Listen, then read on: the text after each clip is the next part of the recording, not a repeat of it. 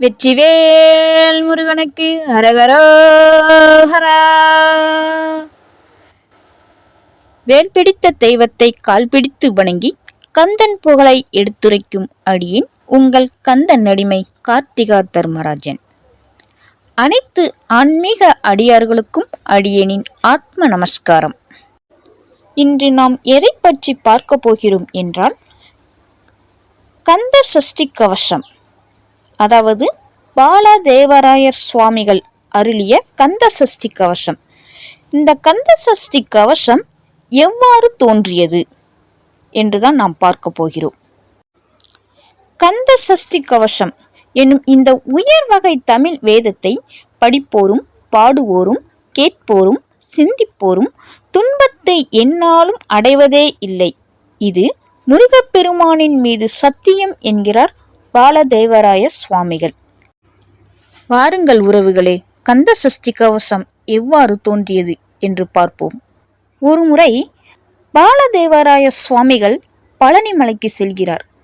அங்கு நோய்வாய்ப்பட்டவர், மனநலம் குன்றியவர், வறுமைக்கு உட்பட்டவர், வயதானவர்கள், பசியால் வாடியவர்கள், இது போல பலரை பார்க்குறாங்க. அப்போ அவருக்கு அவ்வளோ ஒரு கஷ்டம். உறவுகளே, முருகா, நீ இருக்கிற இடத்துல இப்படி கஷ்டப்பட்டு கொண்டிருக்கிறார்கள் மனிதர்கள், இது என்ன சோதனை? நீ படைத்த உயிர்களில் இத்தனை ஏற்றத்தாழ்வா, இவ்வளோ பேர், இத்தனை ஜீவன்கள் கஷ்டப்படுகிறதே அப்படின்ட்டு மனசை அப்படி ரொம்ப நொந்து போய் அந்த படிக்கட்டில் முருகான்னு நினச்சி படுத்திருக்காரு. யாரு? நம்மளுடைய பாலதேவராயர் சுவாமிகள். இப்படி இருக்கையில் அன்று இரவே நம் கந்த பெருமான், நமக்கு சொந்த பெருமான், நம் பாலதேவராயர் சுவாமிகள் கனவில் தோன்றுகிறார். தோன்றி, உன் எண்ணம் ஈடேற உலகில் உள்ளோர் அனைவரும் ஓதி இன்புற்று வாழ ஒரு மந்திரத்தை செந்தமிழில் பாடு என்று கூறி ஆசி வழங்கினார் கந்தன். உடனே பாலதேவராயர் சுவாமிகள் பக்தி பரவசமாக, தூக்கத்திலிருந்து விழித்த பாலதேவராயர் சுவாமிகள் பக்தி பரவசத்துல எழுந்திருச்சு உட்கார்ந்து மடை திறந்த வெள்ளமாய் பாட ஆரம்பிக்கிறாரு கந்த சஷ்டி கவசம். 238 அடிகள்.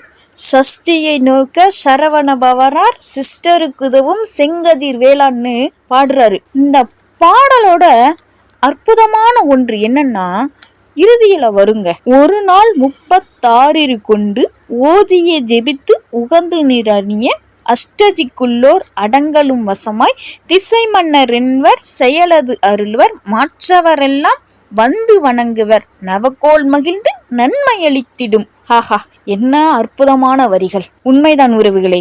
இந்த கந்த சஷ்டி கவசத்தை எவர் ஒருவர் 36 முறை பாராயணம் செய்கிறார்களோ அவர்களுக்கு நோய், பில்லி, சூனியம், ஏவல், கடன் போன்ற எதுவா இருந்தாலும், நான் இப்படி கஷ்டப்பட்டேன், அப்படி கஷ்டப்படுறேன், எனக்கு இவ்வளோ கஷ்டம், என்னை ஏமாத்திட்டாங்க, இது போன்ற எத்தனை துன்பங்கள், எத்தனை துயர்கள் இருந்தாலும் இந்த கந்த சஷ்டி கவசத்தை ஒரு நாள் 36 முறை மனசார நினைச்சு அந்த கந்த சஷ்டி கவசத்தை பாராயணம் செய்தா எப்படியாப்பட்ட துன்பங்களும் அகன்றுவிடும் அப்படின்னு சொல்லுறார் பாலதேவராயர் சுவாமிகளுக்கு. கந்தன் சொல்கிறார். யாரு? நம் கந்தன். இது சத்தியமான உண்மைங்க.